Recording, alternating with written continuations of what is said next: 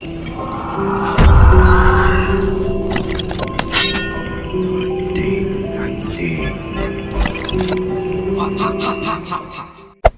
there. Subscribe to my channel. And also press this bell icon.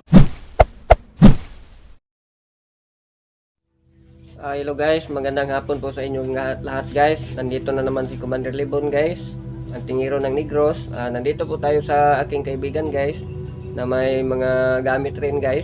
Sa Mindanao rin ito guys, sa Barangay Salisig guys, sakop ng Ruas guys. Ano naman guys, paki-subscribe, paki-share, paki-like naman guys. Hey there. Subscribe to my channel. And also press this bell icon. Ito guys yung ano niya guys, mga gamit guys. Yan ang motor ni Rap pala guys, yung maliit guys. Ito ay ano guys, gamot po ito guys, na para sa lason guys. Ito rin guys. Itong nakikita nyo guys, para ano yan guys, yung para sa lason guys. At ito yung tinatawag natin na bahay guys, yung bahay na pula. Ito guys. At ito naman guys ay mga bracelet ng mga bata, tambal selo, sabuya guys.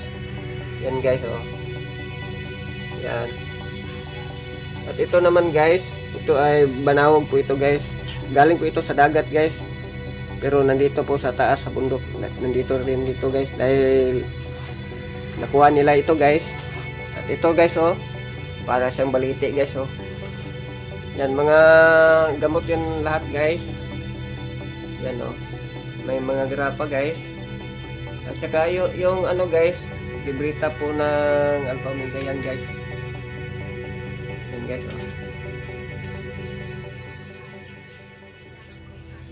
Yan ay gamot po sa lason guys.